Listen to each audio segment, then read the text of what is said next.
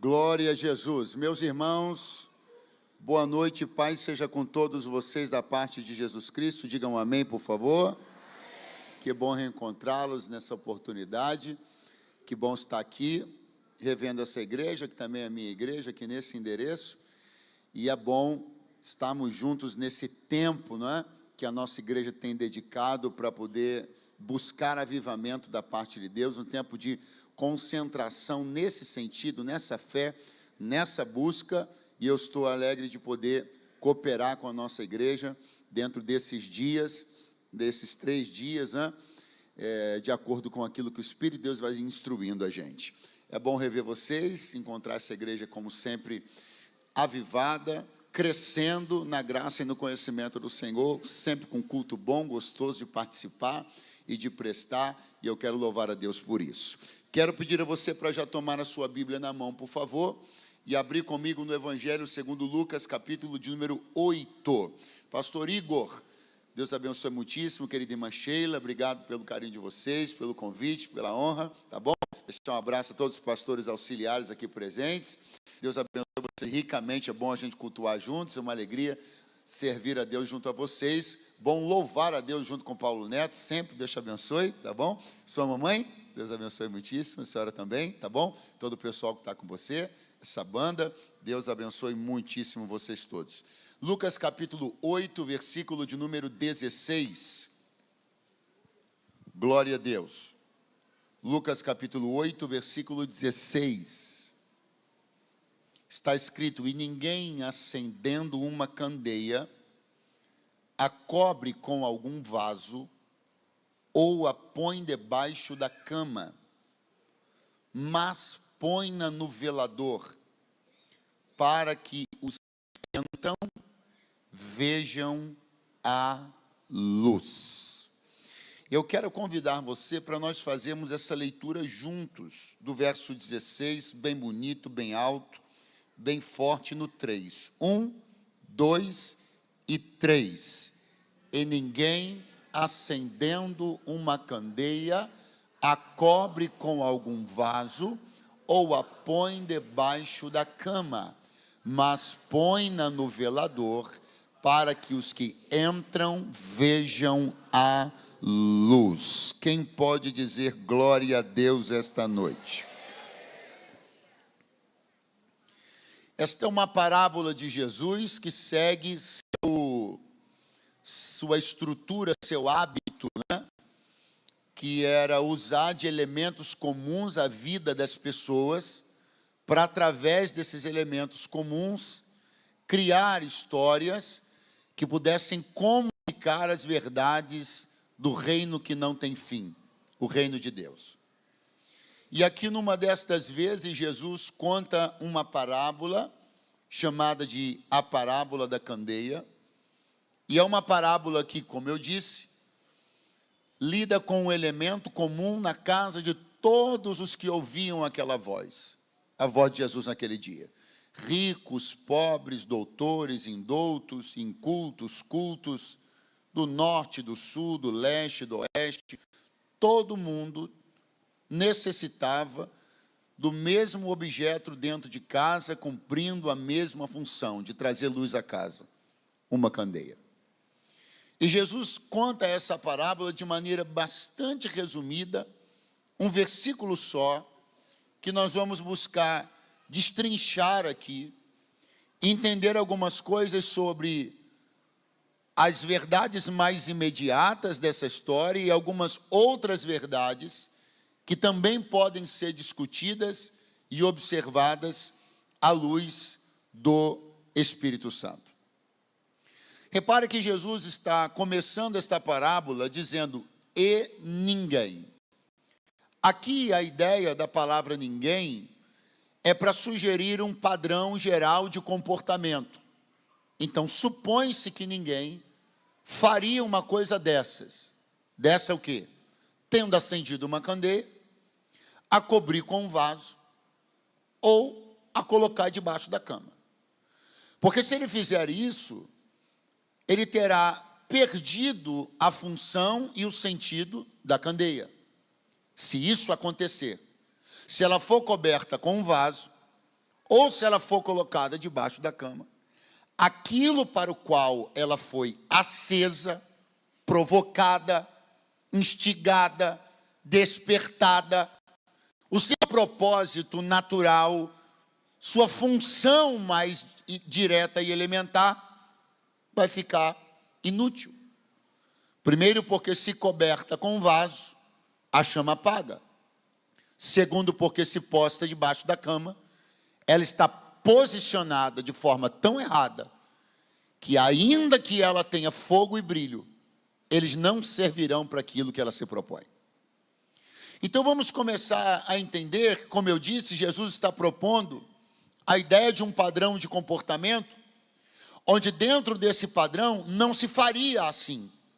Não é o esperado, não é o correto, não é o funcional, não é o razoável, mas sempre há quem quebre os padrões de comportamento.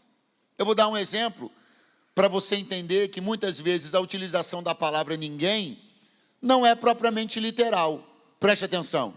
Você passa numa vitrine, dá uma olhada num vestido, as irmãs, de uma determinada cor. Aí você diz assim, ninguém vai usar isso. Aí de repente você chega numa festa, aleluia. Está lá uma pessoa que sim, ela fez isso. Ela comprou aquele vestido e está usando aquele vestido. Nós nos baseamos numa ideia dentro dos nossos valores, da nossa ética, da nossa razoabilidade, e dizemos, ninguém compraria, mas há quem compre. Ninguém faria, mas há quem faça. Ninguém vai, mas há quem vá. Então Jesus está dando para nós aqui um lado da moeda, o lado do que é razoável, do que é coerente, do que é lógico. Acendeu, é para usar. Acendeu, é para colocar em cima do velador. Mas o Espírito de Deus sugere, vire o outro lado da moeda e se pergunte, será que alguém faria diferente? E se fizesse diferente, por que faria? Quem é que teria o interesse de pegar uma candeia que acabou de ser acesa e cobrir ela com um vaso? Quem é que poderia ter o interesse de ver uma candeia que acabou de ser acesa e realocá-la debaixo da cama, em vez de colocá-la no seu lugar destinado que é o velador? Tem alguém interessado, tem alguém querendo, tem alguém militando, tem alguém trabalhando, tem alguém conspirando, tem alguém costurando situações para que a chama acesa no Aviva ADVEC 2026 seja coberta com um vaso, seja colocada debaixo da cama. Mas nesta noite profética, aleluia, Deus os reúne aqui para dizer, aquilo que eu acendi não vai ser apagado, não vai ser realocado. Aquilo que eu me propus a acender, eu acendi para que meu propósito na sua vida seja cumprido. Tem quem queira, tem quem queira. Quem é pactuado com as trevas, aquele a quem a escuridão interessa, aquele que quer que a escuridão permaneça, aquele que negocia no escuro, trama no escuro, se relaciona no escuro, não quer a candeia acesa. Mas eu tenho uma palavra de Deus para liberar sobre a ADVEC Pingo d'Água. Quem tem interesse na escuridão, que saia de perto de você, porque onde você chegar, a luz do Espírito chegará junto.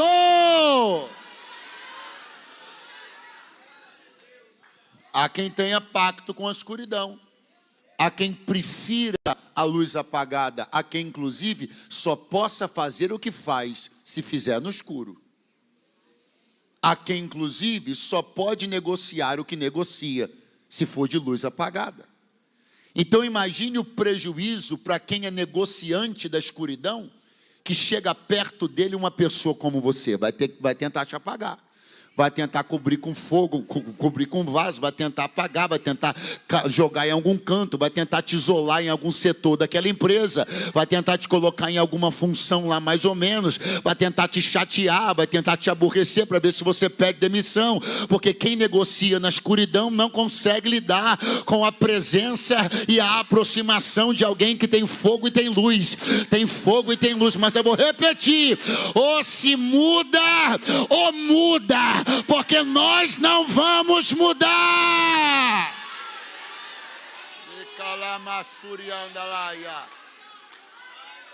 Porque vamos esclarecer uma coisinha aqui. Não estamos fazendo favor, não estamos fazendo nada além do que cumprir uma função natural. Por que é que tem muitas candeias que não querem ser acesas? Primeiro, porque a verdade é que ser aceso dá um pouco de trabalho depois que você é aceso.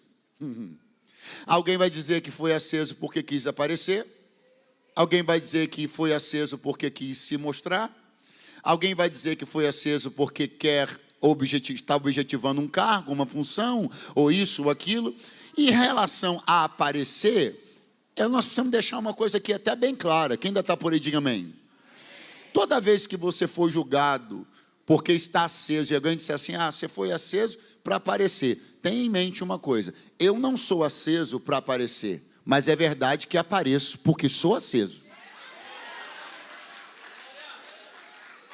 Então não é minha motivação, mas é um resultado natural de quem decidiu viver a vida a ser. Alguém ainda está por aí nessa noite?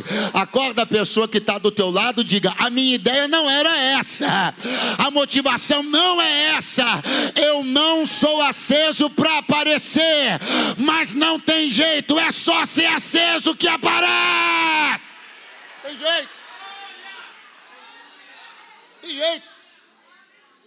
Agora, por que eu falei a respeito da importância de compreender que não é um esforço, não é uma forçação, melhor dizendo, não é uma intromissão, não, é um movimento natural. Esquisito é você sair por aquela porta, dobrar numa esquina lá, de uma avenida qualquer, e ver um carro pegando fogo. Aí é esquisito, porque a função do carro não é pegar fogo. A função do carro é levar uma pessoa de um lado para o outro. O engenheiro não pensou num carro em chamas, o arquiteto não pensou num carro em chamas, o designer não pensou num carro em chamas, o engenheiro de produção não pensou num carro em chamas, o engenheiro eletricista não pensou num carro em chamas.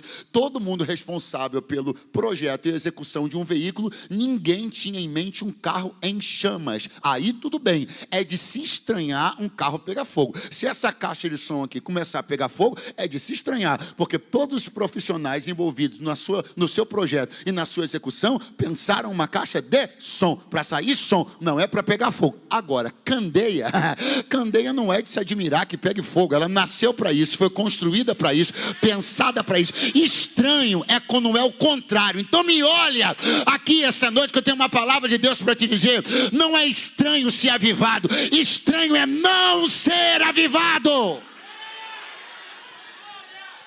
Não é estranho pegar fogo, estranho é não pegar. Não é estranho viver uma vida acesa, o estranho é viver uma vida apagada. Só que quem quer nivelar a coisa por baixo, quer reputar como esquisito quem é aceso, mas o esquisito é ele. Porque eu não li na Bíblia que Deus vomita quente, mas eu li na Bíblia que Deus vomita mornos. Então vamos pactuar algo aqui no Senhor. Nós não vamos descer a temperatura para agradar os frios, eles que subam para estar junto conosco nas altas temperaturas. Levante a mão mais alto que você puder, porque eu estou declarando que onde você chegar, você vai estabelecer os padrões e não se adequar aos padrões estabelecidos. Agora, olha como é que Jesus deu a planta, olha como é que ele explicou, como é que ele deixou a coisa toda mastigadinha para a gente só chegar e entender o mistério. Ele falou assim, olha, presta atenção, porque o outro lado da moeda, aquele que opera no que não é razoável, aquele que tem o pacto com as trevas, aquele a quem a escuridão interessa, olha o que ele vai fazer. Vai fazer o que não se faria normalmente. E o que é que não se faria normalmente? Cobrir, repete comigo, cobrir a candeia com um vaso. Vamos entender algumas coisas bem simples. Por que é tão complicado, porque é tão temerário pensar a ideia de uma candeia coberta com um vaso? Porque se ela está acesa e se um recipiente cobri-la, a chama vai apagar. Vai apagar por causa daquela aulinha de química que eu não sei se você foi ou se de repente estava comendo merenda. Mas a verdade é que o fogo precisa de um elemento químico básico para a sua sobrevivência: oxigênio. Se você pegar uma candeia, pensa aqui nesse microfone como uma candeia pegando fogo. Você pega um recipiente do tamanho de um vaso e cobre a candeia com o vaso, você corta a circulação de oxigênio. Se cortar a circulação de oxigênio, a chama pode ser boa, pode ser intensa, pode ter acabado de ser acesa. Se ela não respirar, ela não sobrevive. Ela morrerá pela asfixia do ambiente que ela foi submetida. E eu começo a entender. Porque o jogo do adversário é colocar tanto sobre gente que tem fogo. Porque o jogo do adversário é asfixiar. É provocar uma morte lenta, ocasionada pela falta do oxigênio que não circula. É tanta demanda, é tanto problema, é tanta luta, é tanta coisa que você, sem perceber o prejuízo que aquilo causaria para a sua espiritualidade, trouxe para a tua vida preocupações desnecessárias, afazeres desnecessários, guerras que você não deveria ter entrado, compra de briga, de luta dos outros que não era sua, e isso tudo foi se entulhando sobre a sua cabeça e foi asfixiando a tua espiritualidade. E é por isso que tem gente que entrou aqui nesse Aviva com tanta coisa sobre si, que o ar não está circulando mais, mas ainda bem que você não entrou numa casa asfixiada, você entrou numa casa onde circula o vento do Espírito Santo da promessa. Então eu tenho uma palavra de ordem para te dar: respira. Nessa noite teu dom vai respirar, teu talento vai respirar, tuas mensagens vão respirar, tuas visões vão respirar, teu canto vai respirar, teu glória a Deus vai respirar, o aleluia e a língua estranha vão respirar na tua boca outra vez.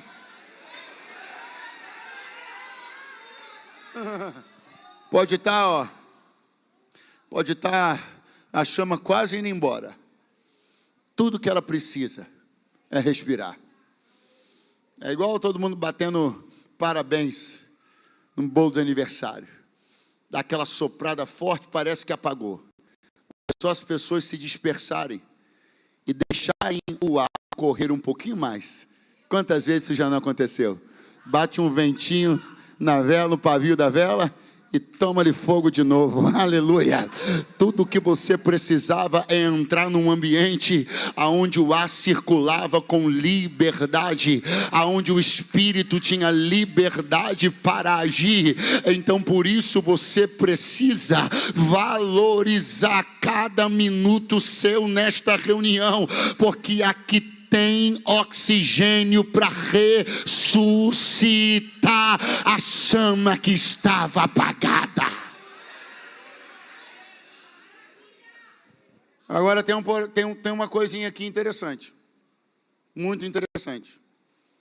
Quando Jesus falou isso, eu disse assim: poxa, mas é isso mesmo? Sério? Olha o objeto que Jesus disse que é usado para apagar o fogo da candeia.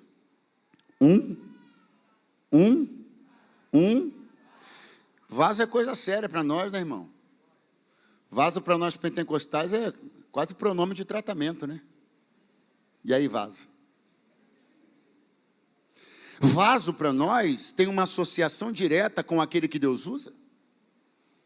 O vaso para nós tem uma associação direta com aquele que representa Deus, aquele em cuja boca Deus fala, que tem idoneidade, experiência com Deus, vida com Deus, intimidade com o Espírito Santo. Vaso comunica para nós todas essas coisas, sim ou não? Sim ou não? Aí vem Jesus e diz assim: é isso mesmo. Tem um vaso que acabou participando do assassinato da chama de uma candeia. E para tentar entender como é que um elemento ligado a tanta coisa boa, santa e espiritual acaba se metendo num negócio tão desastroso como esse, matar uma chama eu preciso imaginar o que Jesus está falando. Imaginar.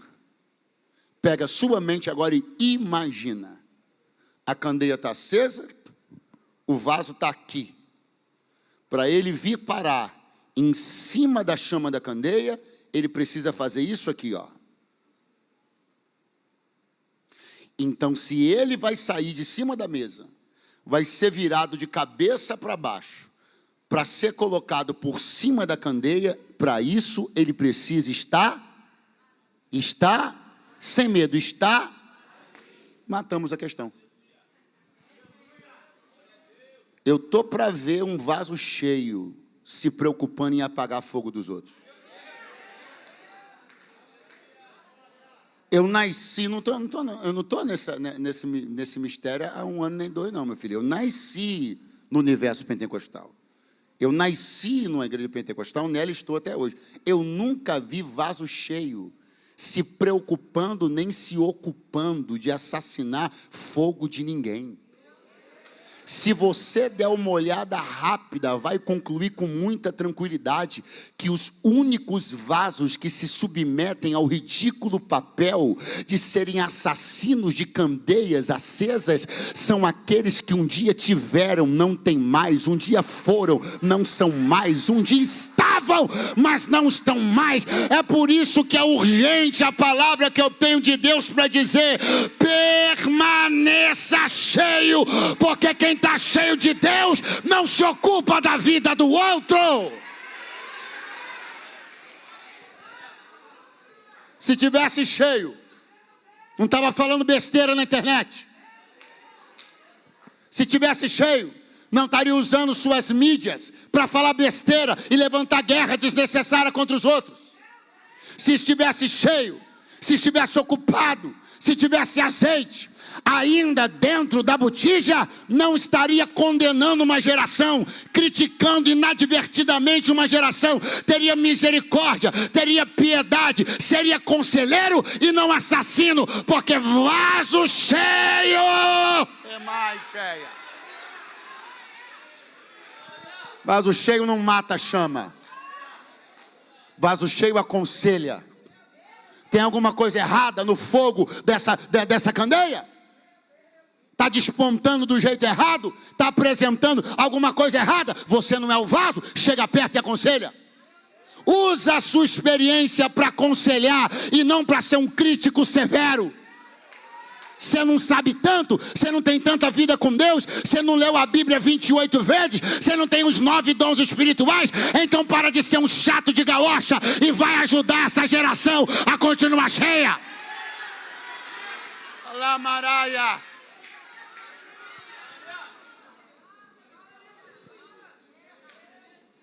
Mas se tiver vazio, irmão, aí é só ver uma candeia despontando que já vai perturbar a paciência da candeia.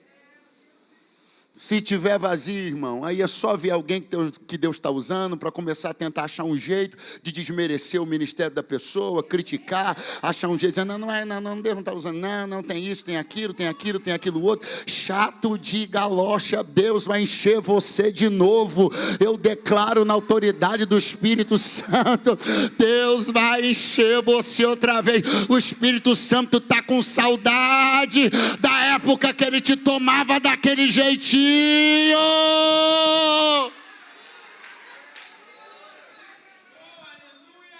Não, se colocar o vaso por cima da chama, vai cortar o oxigênio. E aí nós vamos presenciar uma cena que nenhum pentecostal queria. Vaso envolvido no assassinato de chama de candeia. Uma cena medonha, uma cena lamentável. E a gente vai acabar olhando isso e vai acabar observando e constatando, mas se tivesse cheio, não estava perturbando o juízo das pessoas. Quem tem um aleluia para entregar? Olha para o seu vizinho e diga assim para ele: continua cheio, pelo amor de Deus. Fala para ele, em nome de Jesus, vê se continua cheio até o arrebatamento, pelo amor de Deus. Porque vaso vazio é um agente insuportável.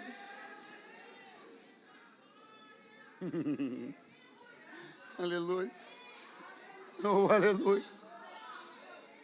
Aí Jesus diz: ninguém acendendo uma candeia cobre com vaso, ou a põe debaixo da cama. A segunda estratégia que Jesus denuncia, e que se proposta a antítese do texto, ou seja, perguntar, e se fosse o contrário, que é um exercício que você deve fazer quando lê a Bíblia, para que as coisas, cresçam diante dos seus olhos, para que as verdades se descortinem, para que o véu seja tirado de algumas histórias bíblicas. Pergunte o contrário, mas escute. Jesus diz assim, vai tentar colocar debaixo da cama. Agora eu tenho uma pergunta para te fazer. Quem ainda está aí, diga amém. Já estamos encerrando. Tem uma pergunta para fazer. Se puser o vaso em cima da candeia, o fogo apaga? Já conversamos sobre isso. O fogo apaga? A chama morre? Se pegar a candeia acesa e colocar debaixo da cama, o fogo apaga? A chama morre? Então repara, porque há uma grande diferença entre a estratégia 1 e a estratégia 2. Na estratégia 1, a chama morre. Na estratégia, ou apaga, tudo bem, mas vamos usar a palavra morre. Na estratégia 1, a chama. Na estratégia 2, a chama continua Aí alguém vai dizer, então tudo bem, pastor. Porque o grande problema, então, é não morrer. O grande problema é não ver o fogo apagar. O grande problema é não parar de queimar. Eu concordo, mas tem um grande problema ali também. Porque ali eu não parei de queimar, mas estou queimando no lugar errado. Ali eu ainda emito luz, mas não mais pelo projeto certo. Ali eu não morri, mas vivo como se morto estivesse. Ali eu vou dizer, não me mataram, mas Deus vai dizer, pois viver aonde está, também não vale muita coisa. Escuta uma coisa que eu vim de Deus te dizer. Não é só viver, é viver pelo que vale a pena. Não é só queimar, é queimar no altar certo. Não é só entregar, é diante de quem você entrega. Não é só viver, é onde você vive e pelo que você está vivendo os seus dias. Existem pessoas que estão mesmo pensando que está tudo bem, porque o fogo não apagou, porque continuam brilhando, continuam executando, continuam realizando, continuam projetando, mas para quem? A serviço de quem? Para mostrar o caminho para quem? Você foi isolado e não percebeu. Caiu na conversa do adversário de que o velador era muito longe e trocou o teu lugar de destaque de Deus por um lugarzinho, um cubículozinho que parecia bom negócio, mas te escondeu. E sabe como é que a conversa começa? Mãozinha no ombro. Alguém olhando para o velador e dizendo, muito longe. Ixi, isso dá um trabalho. Já conheci gente que morreu tentando chegar lá. Nesse tal desse lugar. Nessa tal dessa posição. Nesse tal desse sonho. Como eu sou muito seu amigo, isso me dá calafrio. Como eu sou muito seu amigo, vou te dar um conselho. Pega essa chama. Pega esse fogo. Pega a tua juventude, pega teus melhores anos, pega a tua energia, em vez de você tentar esse objetivo tão longe e difícil, eu tenho um lugarzinho para você aqui, eu tenho uma coisinha para você aqui que é muito mais perto, muito mais fácil, muito mais rápido. É verdade, é mais perto, é mais fácil, é mais rápido, só não é o teu lugar. E eu vim aqui hoje aguçar você. Se eu pudesse, eu ia aí e agarrava nos teus dois ombros, te chacoalhava e te dizia, volte a acreditar que você pode ocupar aquele lugar que Deus te prometeu. O velador é um lugar alto, sim ou não? Mas não é uma ambição insensata. Porque o velador foi feito para a candeia, e a candeia foi feita para o velador. Então é alto, mas não é uma ambição insensata. Você não tem que ter vergonha de querer estar no velador, porque o velador foi feito pensando em você, e você foi feito pensando nesse lugar. Há um lugar em Deus, eu estou sentindo a graça dele aqui. Há um lugar em Deus que foi pensado para você, tem o teu tamanho, tua medida, está esperando você. Não é uma ambição desmedida, é um sonho possível. Acredita! Pega na mão de quem está do teu lado, acorda ele, diga: no que depender de mim, você vai voltar a acreditar naquele velho sonho, ainda esta noite. Ramaya Sorabaya.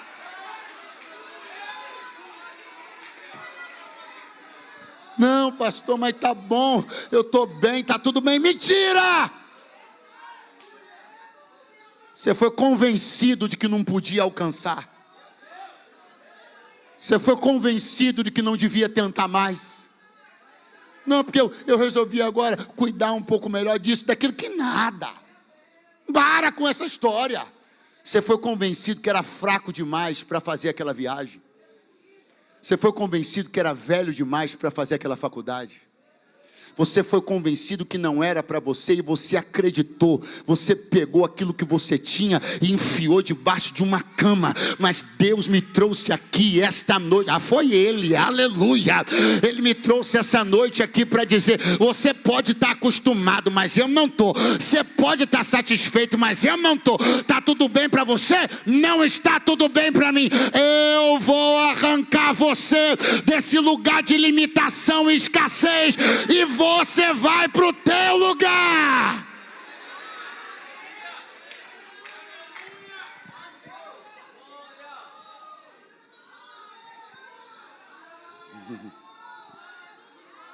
Esses dias eu cheguei para ver uma casa na serra com a minha esposa, e aí tinha uma casa de boneca na casa, no jardim da casa, uma casa de boneca.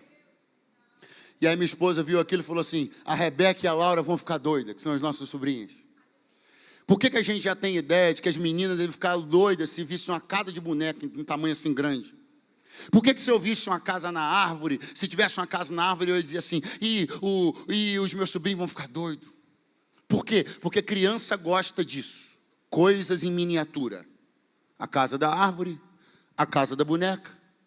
Por que criança gosta de cubículo? Porque é um jeito dela se sentir grande.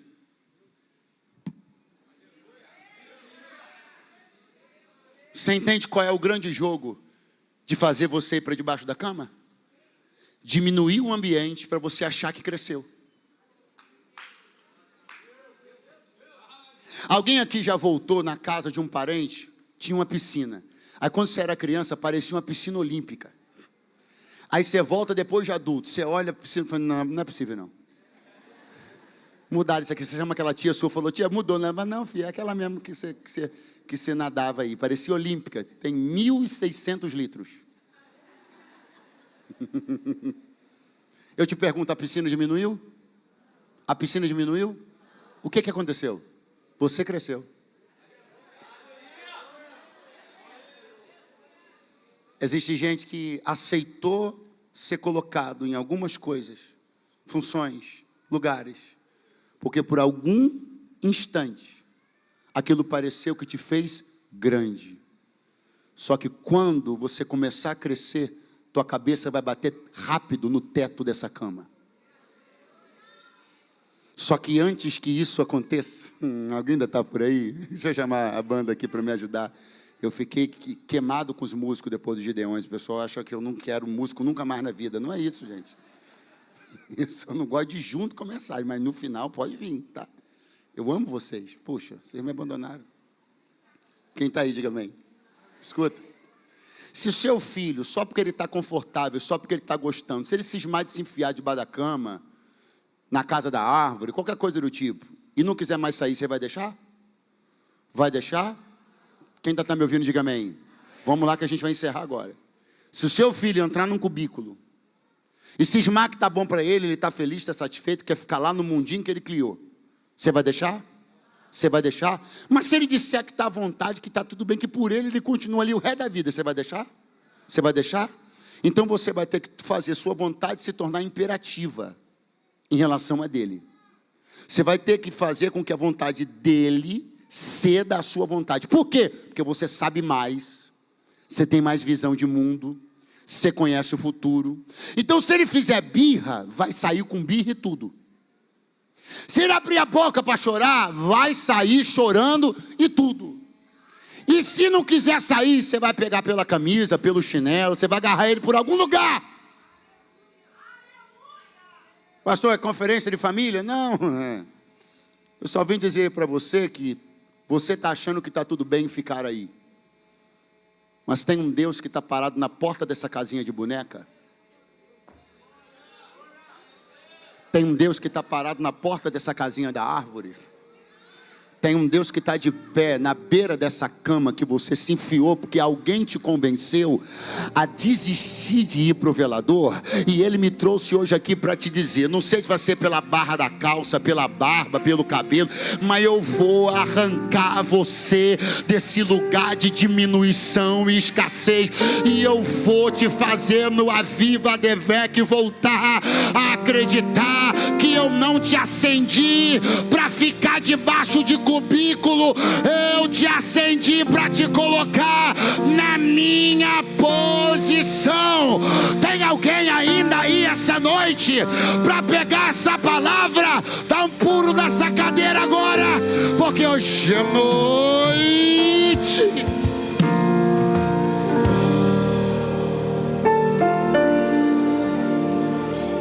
Vai pegar. É um versículo só. Um versículo só. Mas tem uma coisa aqui para você olhar e a gente encerrar. Qual é a primeira coisa que acontece na história? Vou repetir. A história. E ninguém acendendo uma candeia. Qual é a primeira coisa que acontece na história? A candeia é? Vamos de novo. Qual é a primeira coisa que acontece na história? A candeia é? Vamos continuar a história. Ninguém acendendo uma candeia a cobre com um vaso ou a põe debaixo da cama. Antes põe-na no velador, para que os que entram vejam a luz. Qual é a primeira coisa que acontece na história? A candeia é? A última coisa, ela é colocada no... Então quando ela vai para o velador, ela já tinha sido? Então foi o velador que acendeu ou ela já chegou acesa? Posição não acende. Posição só faz chegar mais longe o brilho que foi aceso no começo. Alguém está esperando a posição para ser aceso. Não vai vir nenhum dos dois. Você primeiro é aceso, depois é alçado a posição. Cargo não acende, posição não acende, microfone não acende, instrumento não acende, nada acende. Você primeiro é aceso. A posição só mostra para mais gente um fogo que já havia dentro de você há muito mais tempo. Então não é quando você chegar, é hoje, aqui e agora que Deus te acende para depois você chegar. Você não vai chegar para ser aceso, você já vai chegar aceso. Segura a mão da pessoa.